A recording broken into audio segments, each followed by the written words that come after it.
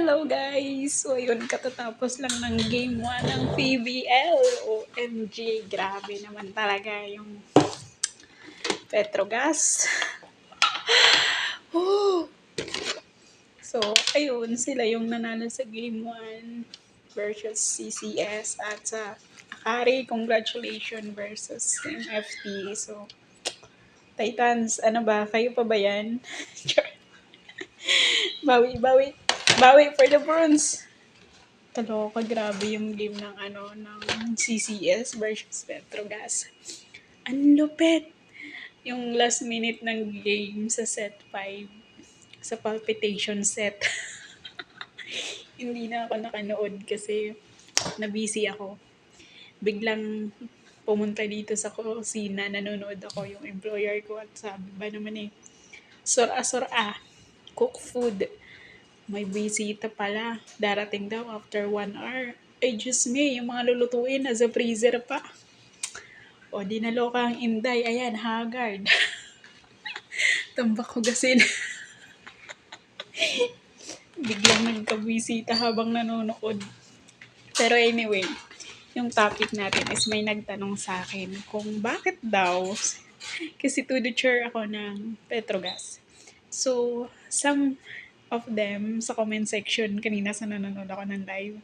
So, in-stock siguro yung FB account ko at nakita doon na sinusupport ko ang same FT pero bakit parang Petrogas yung sinusupport ko instead of CCS. So, nagtatanong sila bakit ko sinusupport ang Petrogas or sinusupport ang same FT pero hindi ang CCS. Guys, Rebisco team naman daw yun, same.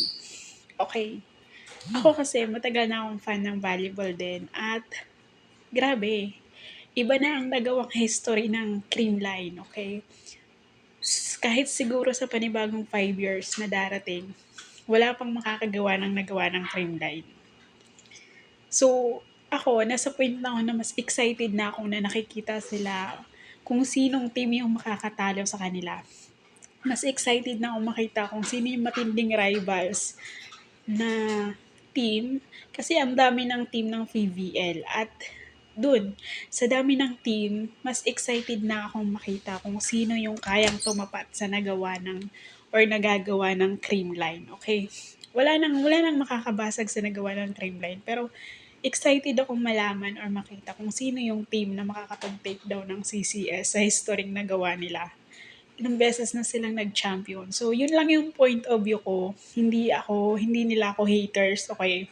Sinusupport ko yung CMFT kasi CMFT yung bias kong team from the beginning na lumabas yung CMFT. Dati, F2 Logistic yung sinusupport ko at Signal. Dati yon. Pero kasi, nung dumating ang CMFT, so, naging CMFT fanatics na ako.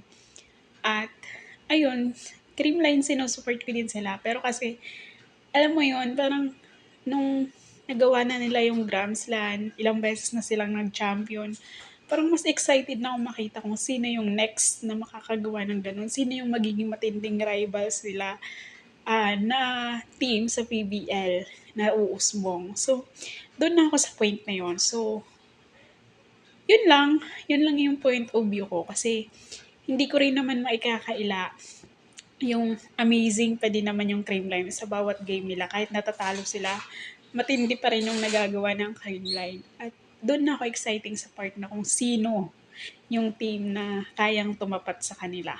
Yun lang yung point of view ko. Hindi ko sila sinasuportahan, Rebisco team. Nandun na tayo, pero kasi, di ba, gusto ko maiba naman. May ibang team naman yung makita ko na, may kaya din pala na mag-take down sa Creamline, di ba? So, hindi sa masaya ako nakikita silang natatalo, pero namamangha ako na may nakakatalo sa kanila. Yung parang, wow, bago yun natalo sila. Yun, ganun na yung sa mind ko. Although hindi naman talaga ako nila naging sobrang fan ng Creamline kasi wala naman akong halos bias na player doon kundi si Alyssa Valdez lang at si Gia Morado dati. Since wala na sila, si Risa Sato wala na din. So, hindi na sila yung naging favorite team ko sa PBL. Pero kasi hindi ko rin naman sila hin-hate, okay? Amazing pa din yung nagagawa nila. At yun, excited lang ako malaman kung sino yung kayang tumapat sa nagawa nila. Yun lang yung akin. So, wag nyo na akong sabihan na, wag nyo na akong i-bash na, tawag dito, haters ako ng Creamline. No, hindi ganun. So, yun lang.